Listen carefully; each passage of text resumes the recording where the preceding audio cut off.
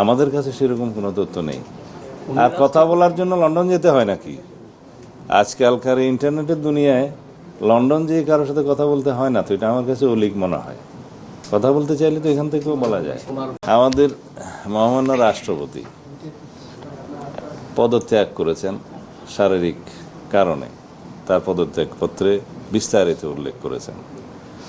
সেটার বিধান আছে সংবিধানে, তিনি পদত্যাগ করতে চাইলে করতে পারেন এবং সেটি মাননীয় স্পিকারের কাছে করার বিধান সাংবিধানিকভাবে সেখানে করেছেন, তিনি অ্যাকসেপ্ট করেছেন এবং এখন রাষ্ট্রপতির দায়িত্বভার অস্থায়ীভাবে মাননীয় স্পিকার গ্রহণ করেছেন।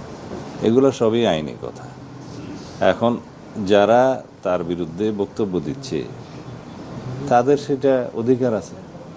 আমরা গণ অভ্যুত্থানের পরবর্তী সময়ে কি প্রত্যাশা করি? রাজনৈতিকভাবে মানুষের কথা বলার স্বাধীনতা থাকবে, প্রতিবাদ করার স্বাধীনতা থাকবে, সেটা আছে। বিভিন্ন রাজনৈতিক দল, বিরোধী দলের পক্ষ থেকে এনসিপি এবং অন্যান্যরা তার বিরুদ্ধে কিছু অভিযোগ উত্থাপন করছে, সেটা করতে পারে, কিন্তু আমরা আমলে নেওয়ার মতো কোনো বক্তব্য ওখানে নাই। মহামান্য রাষ্ট্রপতি তার দায়িত্ব পালনকালীন সময়ে স্বৈরাচারের শেষ দিকে ইন্টারিম গভর্নমেন্টের পুরোটা এবং বর্তমান রাজনৈতিক সরকারের এই প্রায় 5-6 মাস এই সময়ে তিনি সাংবিধানিকভাবে দায়িত্ব পালন করেছেন এবং বিধিবিধান অনুযায়ী করেছেন।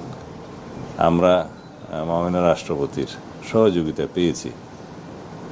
এখন সেই সময়টায় সংবিধান অনুসারে তিনি প্রিভিলেজড এবং ইমিউনিটি আছে তার, ফৌজদারি অপরাধ ইত্যাদির বিষয়ে কোনো আদালতে মামলা করা যায় না।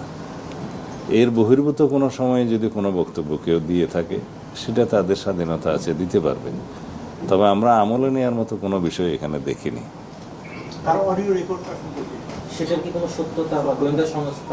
কোনটা? এটা আমরা পত্রিকায় দেখেছি। কোনো পত্রিকা এরকম একটা নিউজ দিল, তার কাছে কি তথ্য প্রমাণ আছে তাকে জিজ্ঞেস করতে হয়। আমাদের কাছে সেরকম কোনো তথ্য নেই। আর কথা বলার জন্য লন্ডন যেতে হয় নাকি? আজকালকার ইন্টারনেটের দুনিয়ায় লন্ডন যেয়ে কারোর সাথে কথা বলতে হয় না, তো এটা আমার কাছে অলিক মনে হয়। কথা বলতে চাইলে তো এখান থেকেও বলা যায়। সেই সময় দায়িত্ব পালনকালীন সময়ে তার বিরুদ্ধে কি কোনো অভিযোগ কেউ দিয়েছিল? না, দিয়ে থাকলে সেটা তখনকার সময়ে যদি কোনো কিছু রেকর্ড করে থাকে সেটা তখনকার বিষয়, সেটা বিধিবিধান অনুসারে চলবে, আইন অনুসারে চলবে।